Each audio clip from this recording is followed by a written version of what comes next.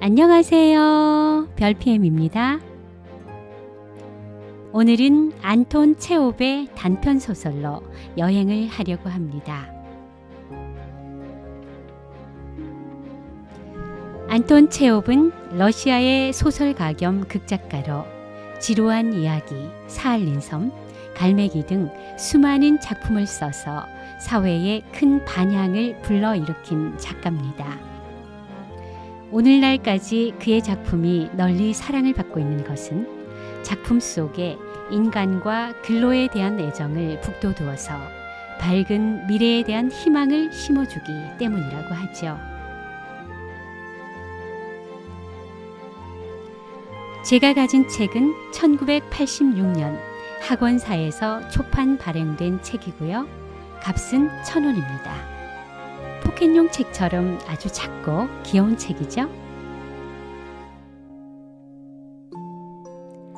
이 세상에 사랑이 최고라고 생각하는 사람 중 한 사람입니다. 사랑 없이 살 수 없는 올렌카가 사랑스럽기도 하지만 어떻게 보면 참 불쌍하다는 생각이 들기도 하네요. 자세한 것은 책 속으로 고고고! 사랑스러운 여인 안톤 체홉. 퇴직한 팔등관 플레미안 니코프의 딸 올렌카는 자기 집들로 내려와서는 작은 계단에 걸터앉아 생각에 잠겨 있었다. 무더운 날씨인데다가 파리마저 귀찮게 덤벼들었으므로 빨리 날이 저물기만 기다렸다. 동쪽 하늘로부터 검은 비구름이 끈적거리는 바람과 함께 몰려오고 있었다. 뜰 한가운데에서는 이 집 건넌 방에 새들어 살고 있는 쿠킨이라는 사나이가 하늘을 올려다보고 있었다. 그는 야외극장 치볼리의 경영자이자 연출자였다. 제기랄, 쿠키는 절망적으로 말했다. 또 비야? 매일같이 비. 마치 누군가가 장난을 치는 것 같군. 이건 내 목을 졸라 매자는 건가? 파산이야. 하루하루 늘어만 가는 엄청난 이 손해. 도대체 어떻게 하라는 건지. 쿠키는 올렌카 쪽을 향해 두 손을 쳐들어 보이며 불평을 계속했다. 올리가 세면오브나, 우리들의 생활이란 요 모양입니다. 울어도 시원찮을 것 같아요. 밤잠까지 설쳐가면서 조금이라도 잘 살아보려고 애썼는데 이게 뭐란 말입니까? 동료나 관객들은 교양도 없고 야만적이지. 나는 최고의 오페레타나 환상극, 인류 풍자 탤런트를 내보내고 있지만 과연 관객들이 그것을 필요로 하겠습니까?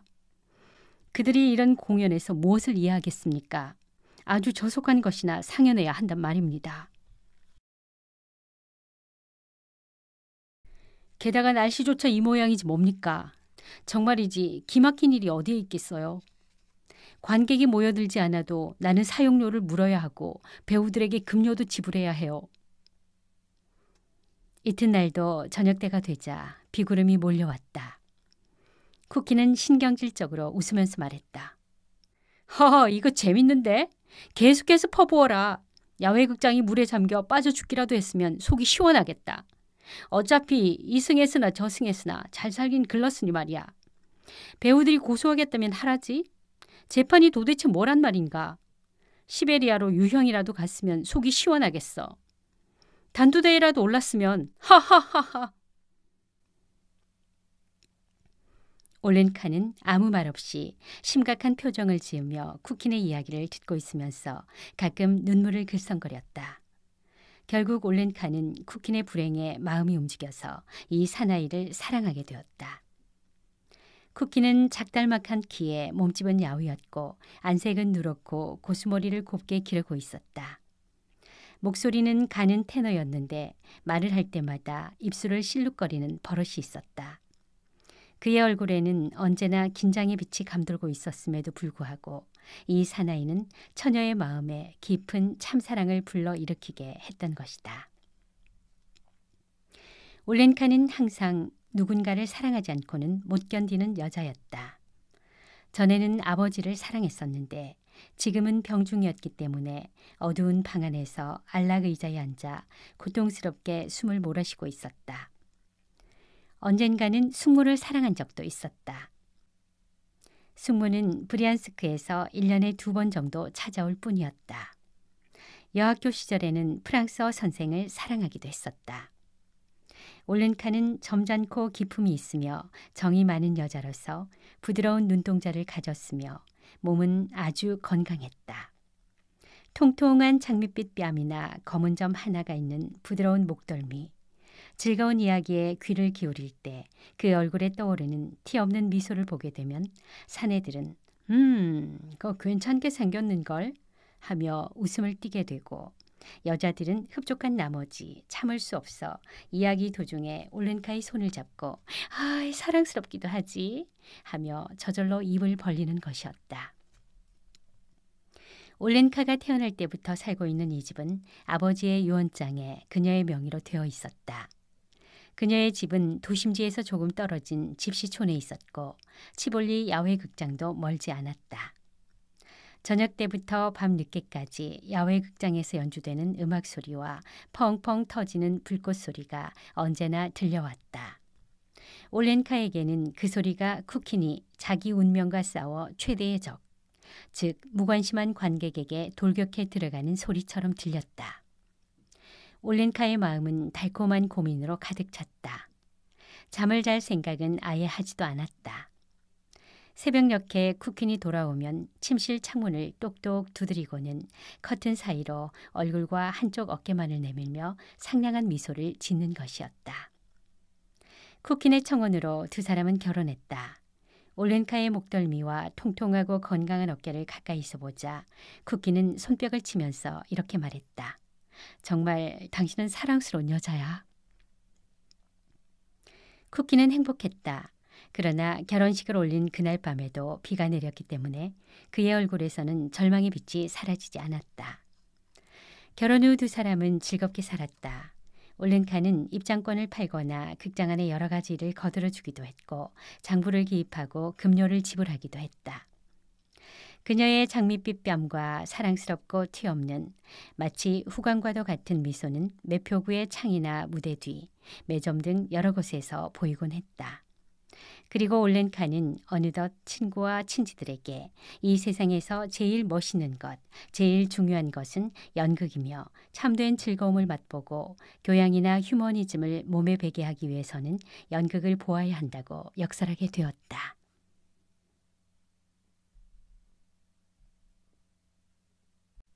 그 겨울도 즐거운 생활이 계속되었다. 두 사람은 겨울 동안 마을의 극장을 세매어 잠시 아마추어 극단에 제공했다. 올렌카는 점점 몸이 좋아지기 시작하고 만족한 생활 덕분에 얼굴이 환해졌으나 쿠키는 야위고 창백해져 갔다. 겨울 동안에는 사업이 잘 되었지만 그는 대단한 손해라도 보았다고 엄살을 부리는 것이었다. 그리고 밤마다 기침을 했기 때문에 올렌카는 나무딸기나 보리수꽃을 다려 먹이기도 하고 오드 콜로뉴, 향수의 일종을 발라주기도 했으며 자신의 따뜻한 숄로 덮어주기도 했다. 쿠키는 사순절에 극단 출연 교섭을 위해 모스크바로 떠났다. 올렌카는 남편이 떠나자 밤에는 잠도 못 이루고 창가에 앉아 별을 바라보며 지냈다. 그리고 자신을 암탉에 견주어 보는 것이었다.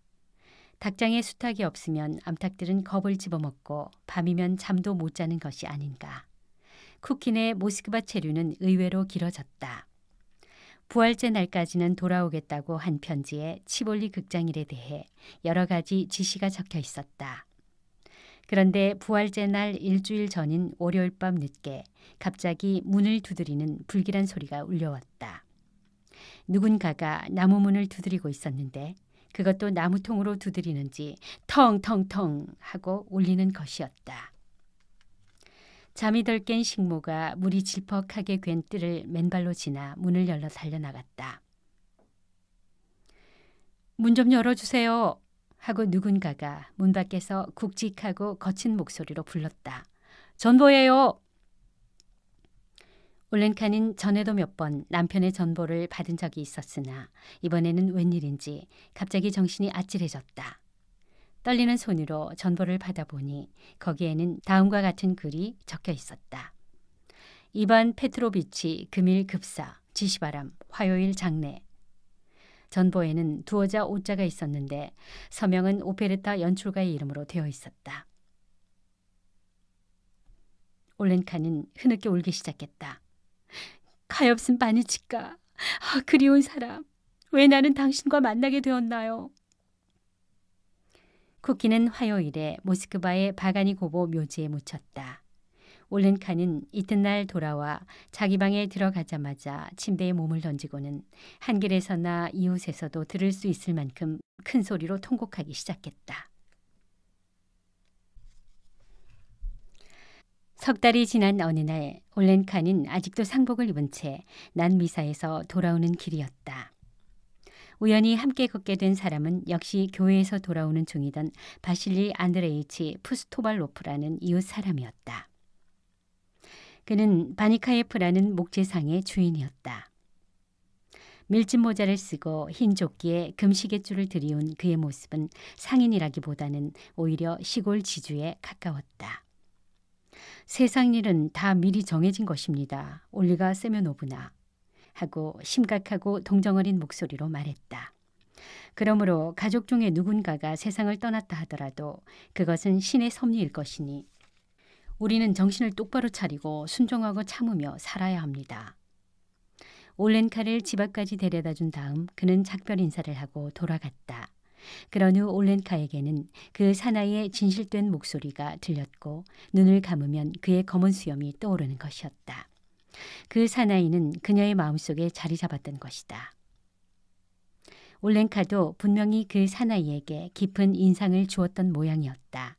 그 사실은 며칠 뒤 그다지 친하지도 않은 중년 여인이 커피를 마시러 와서는 테이블에 앉기가 무섭게 푸스토발로프에 관한 이야기를 짓거리기 시작한 것으로 짐작할 수 있었다. 그는 의지할 데가 없는 사람이라는 둥 그 사람에게라면 어떤 여자라도 기꺼이 시집갈 것이라는 둥 떠들어대는 것이었다. 사흘 뒤 이번에는 푸스토발로프가 찾아왔다. 그는 겨우 10분가량 앉아 있었을 뿐 별로 말도 하지 않았는데도 올렌카는 완전히 반하고 말았다.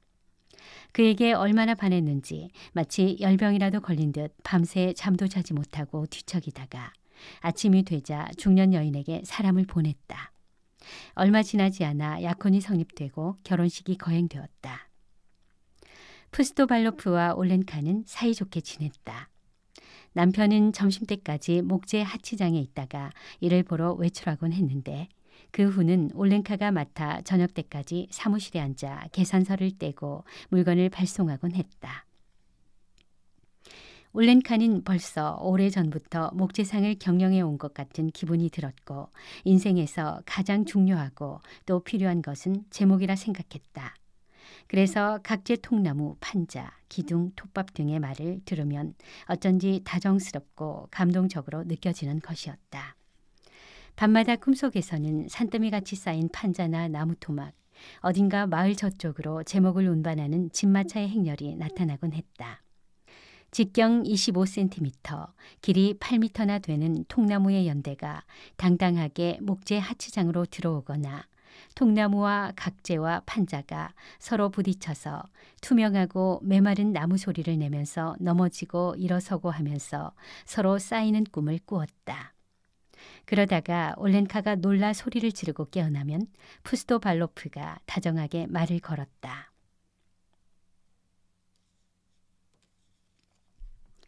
푸스토발로프 내외는 토요일 저녁마다 기도에 나갔고 축제일에는 아침 미사에 나갔다.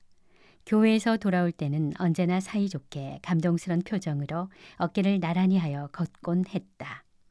두 사람 모두 행복해했고 올렌카의 비단옷은 사락사락 상쾌한 소리를 냈다. 집으로 돌아와서는 버터 바른 빵에 여러 종류의 잼을 발라 먹으면서 차를 마시거나 케이크를 먹었다. 점심 식사 때가 되면 수프 냄새와 양고기나 오리고기를 굽는 냄새가 뜰과 집 앞까지 풍겼으며 사순절에는 생선 요리 냄새로 바뀌어 그 집 앞을 지날 때는 누구나 군침을 삼키지 않을 수 없을 정도였다. 푸스토발로프가 모길레프 현으로 제목을 구입하러 가게 되면 올렌카는 몹시 적적해서 밤잠도 자지 않고 울기만 했다. 저녁에는 가끔 건넌방에 새들어 있는 군 수의관 스미르닌이라는 젊은 사내가 놀러 오곤 했다. 그는 세상 돌아가는 이야기도 해주고 트럼프 상대도 해주어 올렌카도 기분을 바꿀 수 있었다. 특히 재미있는 것은 수의관의 사생활이었다. 스미르니는 이미 결혼하여 자식이 하나 있었으나 부인이 바람을 피웠기 때문에 이혼했다. 이 말을 들으면서 올렌카는 몇 번이나 한숨을 쉬고 머리를 흔들며 가엾어했다. 푸스토발로프가 돌아오자 올렌카는 목소리를 낮춰 수의관과 그의 가정에 관해 들려주었다. 두 사람은 한숨을 쉬고 고개를 저으면서 그 어린애는 얼마나 아버지가 보고 싶겠느냐고 남의 일 같지 않게 동정하는 것이었다. 그리고는 그들 부부는 성상 앞에 무릎을 꿇고 자기들에게도 자식을 달라고 기도하는 것이었다. 이와 같이 푸스토발로프 내외는 아기자기하게 서로 사랑하며 행복하게 6년을 지냈다. 그러던 어느 해 겨울 바실리 안드레이치는 사무실에서 뜨거운 차를 한 잔 마시고 모자도 쓰지 않은 채 제목이 발송되는 것을 살펴보러 나갔다가 그만 감기에 걸려 자리에 눕고 말았다. 훌륭한 의사의 진찰을 받았지만 병은 좀처럼 낫지 않고 넉 달이나 신음하다가 결국은 죽어버리고 말았다. 그리하여 올렌카는 또다시 미망인이 되었다. 모자나 장갑과는 인연을 끊고 올렌카는 검은 상복에 흰 상장을 달고 있었다. 교회나 남편의 묘지를 찾아가는 것 외에는 거의 외출을 하지 않고 수녀 같은 생활을 했다. 6달이 지나고 나서야 겨우 상장을 떼고 덧문을 열어놓게 되었다. 낮에는 가끔 찬거리를 사러 식물을 데리고 시장에 가는 모습이 보였으나 올렌카의 요즘 생활이나 집안 사정에 대해서는 아는 사람이 없었으며 다만 추측을 할 뿐이었다.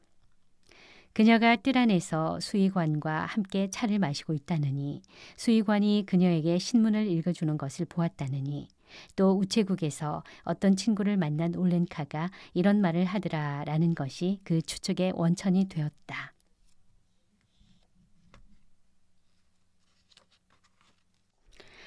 올렌카는 수의관의 이야기를 되풀이했고 그리고 어떤 일에 있어서도 수의관과 의견이 일치했다. 애정 없이는 단 1년도 살지 못하는 올렌카가 자기 집 걷는 방에서 새로운 행복을 발견한 것임에 틀림이 없었다. 다른 여자라면 세상의 비난을 받을 것이 틀림없지만 올렌카의 경우엔 누구 하나 나쁘게 생각하는 사람이 없었다. 그것이 그녀의 인생에 있어서 당연하다고 여기는 것이었다. 올렌카와 수의관은 자기들 사이에 일어난 변화를 누구에게도 말하지 않고 숨기려 했으나 생각대로 되지 않았다. 왜냐하면 올렌카는 워낙 비밀을 지니지 못하는 여자였기 때문이었다. 군대 동료들이 수의관을 찾아오면 올렌카는 차와 저녁을 대접하면서 가축의 홍역 또는 결핵에 대해서 또는 시장의 도살장 이야기를 떠들어대는 것이었다. 입이 딱 벌어진 수의관은 손님이 돌아가자 올렌카의 손을 잡고 불같이 화를 냈다. 올렌카는 놀라고 불안스러운 눈초리를 하며 되물었다. 그럼 나는 무슨 얘기를 해야 하나요? 그리고는 눈물을 흘리면서 사나이를 껴안고 화내지 말라고 애원하는 것이었다. 두 사람은 행복했다. 그러나 이 행복도 오래 계속되지 못했다. 군대가 시베리아처럼 먼 곳은 아니지만 꽤 먼 어느 벽촌으로 이동하게 되어 수의관도 이 군대와 함께 떠나버린 것이다. 올렌카는 다시 외톨이가 되었다. 이번에야말로 올렌카는 완전한 외톨이였다. 아버지는 오래전에 세상을 떠났고 그 안락 의자는 다리 하나가 부러진 채 먼지투성이가 되어 다락방에 틀어박혀 있었다. 올렌카는 조금 야위어 볼품도 없어져 길에서 만나는 사람도 전과 같이 미소를 던지지 않았다. 분명히 젊고 아름답던 시절은 지나가 버리고 다시는 되돌아오지 못하는 것이었다. 그리고 이젠 행복이란 꿈도 꿀 수 없는 새로운 생활이 시작된 것이다. 저녁이 되어 뜰로 내려가는 층계에 앉아 있으면 치볼리 야외극장의 음악 소리와 불꽃 소리가 들려왔지만 그것은 이미 그녀에겐 아무런 생각도 불러일으키지 못했다. 낮에는 아무 생각도 아무 희망도 없이 하염없이 뜰을 바라보기만 했다. 밤이 깊으면 잠자리에 들었으나 꿈속에서도 텅 빈 뜰을 바라보았다. 그녀는 먹고 마시는 것조차 귀찮아졌다. 그러나 무엇보다도 큰 불행은 자기의 주관이 전혀 없어진 것이었다. 눈으로는 주위의 여러 가지 대상을 바라보고 주위에서 일어나는 것을 이해할 수 있었으나 어떤 것에 대해서도 생각을 정리하지 못해 무슨 말을 해야 할지 모르는 것이다. 아무런 주관도 갖지 못한다는 것은 얼마나 무서운 일인가. 무더운 7월 어느 날 시외로 나갔던 가축들이 집안에 온통 먼지를 일으키며 지나가는 저녁 무렵이었다. 갑자기 누군가가 문을 두드렸다. 올렌카는 문을 열어주러 나갔다가 상대방을 보는 순간 기절할 뻔했다. 문 밖에 서 있는 사람은 이미 희끗해진 머리에 평복을 입은 수의관 스미르닌이었다. 순간 그녀는 잊어버렸던 모든 과거를 되찾았다. 두 사람은 어떻게 집 안으로 들어오고 어떻게 식탁에 앉아 차를 마시게 되었는지도 모를 정도로 흥분해 있었다. 당신이군요.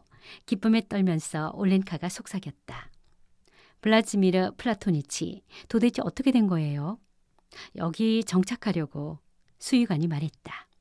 군대를 그만두고 나왔죠. 자유의 몸이 되어 정착된 생활을 하면서 내 운을 시험해보고 싶어서요. 그리고 자식놈도 이젠 중학교에 들어갈 나이고 아주 다 자랐어요. 실은 마누라와 다시 결합했어요. 그럼 부인은 어디에? 아들과 함께 여관에 있어요. 나는 새를 찾아다니는 중이고요. 어머, 그렇다면 이 집에서 사세요. 그렇게 하세요. 집세 같은 건 한 푼도 필요 없으니까요. 올렌카는 흥분하여 다시 울기 시작했다. 아, 정말 기뻐요. 나는 저 걷는 방 하나로도 충분해요. 이튿날 지붕에는 페인트 칠이 시작되고 벽에는 회를 바르기 시작했다. 올렌카는 손을 허리에 얹고 뜰을 거닐며 이를 지켜보았다. 얼굴에는 전처럼 미소가 되살아나고 몸에는 활기가 넘쳤다. 마치 긴 잠에서 깨어난 것 같았다. 수의관의 아내는 마르고 못생긴 여자로 머리를 짧게 자르고 어딘지 모르게 고집이 센 것 같은 표정을 짓고 있었다. 함께 온 사샤라는 사내아이는 나이에 비해서 작았으나 살이 쪘고 서늘한 푸른 눈을 가졌으며 볼에는 보조개가 패었다.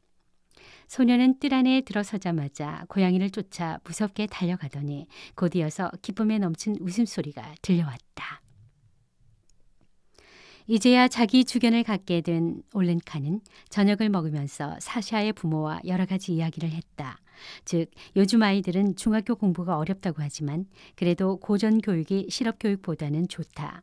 왜냐하면 중학 졸업생은 앞길이 창창하여 희망에 따라 기술자도 되고 의사도 될 수 있기 때문이라는 그런 내용이었다. 사샤는 중학교에 다니기 시작했다. 소년의 어머니는 하르코프에 있는 언니네 집에 눌러 있었다. 스미르니는 매일 어디론가 가축 검사를 하러 갔는데 어떤 때는 2, 3일씩 묵는 수도 있었다. 올렌카는 사샤가 그의 가정에서 거추장스러운 존재가 되었고 따라서 완전히 버림받은 것이나 다름없다고 생각했다. 굶어 죽지는 않을까 걱정이 되기도 했다. 그래서 사샤를 데려다 걷는 방에 붙은 작은 방 하나를 비워주었다.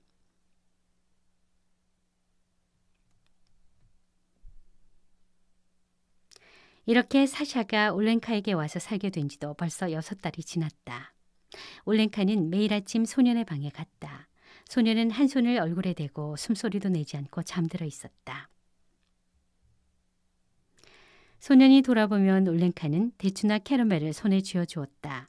그리고 학교가 보이는 골목길까지 접어들면 소년은 키가 크고 뚱뚱한 여자가 자기 뒤를 따라오는 것이 부끄러워 뒤를 돌아보며 말했다. 나 혼자서도 갈 수 있어요. 올렌카는 멈춰서서 사샤가 학교 정문 저쪽으로 사라질 때까지 곁눈질도 하지 않고 지켜보았다. 사샤를 학교에 바래다 주고 나면 올렌카는 흡족하고 평온한 마음으로 가슴 가득히 애정을 느끼면서 집으로 돌아왔다. 사샤와 함께 지낸 반년 동안 다시 젊어진 얼굴은 미소로 빛나고 있었다. 2시가 넘어서야 두 사람은 함께 점심을 먹고 밤에는 함께 예습하면서 진땀을 빼곤 했다. 소년을 재우고 나서 올렌카는 오래도록 성호를 그으며 기도를 올렸다. 그리고는 자기도 침실로 들어가 먼 미래를 꿈꾸었다. 사샤는 대학을 졸업하고 의사나 기술자가 되어 큰 저택을 갖고 자가용 마차를 소유할 것이다. 그리고 결혼해서 아이를 낳겠지. 올렌카는 눈을 감고 언제까지나 그런 생각만 했다. 두 뺨에는 눈물이 흘러내렸다. 검은 고양이는 올렌카 곁에서 야옹거리고 있었다. 갑자기 문을 세차게 두드리는 소리에 올렌카는 눈을 뜨고 겁에 질려 숨을 죽였다. 심장이 마구 뛰었다. 30초 정도 지나서 다시 두드리는 소리가 들렸다. 하르코프에서 전보가 왔구나. 올렌카는 이렇게 생각하며 온몸을 떨기 시작했다. 사샤의 어머니가 사샤를 하르코프로 보내라는 전보를 쳤나 봐. 아, 어쩌면 좋아. 올렌카는 절망을 느꼈다. 머리와 사지가 싸늘해졌다. 자기처럼 불행한 사람은 이 세상에 다시 없을 것이란 생각이 들었다. 그러나 잠시 후 사람의 목소리가 들렸다. 수의관이 클럽에서 돌아온 것이다. 아, 고마워라. 그녀는 한숨을 몰아쉬었다. 심장의 고동이 점점 가라앉으면서 기분이 다시 가벼워졌다. 올렌카는 다시 드러누워 사샤의 일을 생각했다. 사샤는 옆방에서 깊이 잠들어 있었다. 이따금 사샤의 잠꼬대 소리가 들려왔다.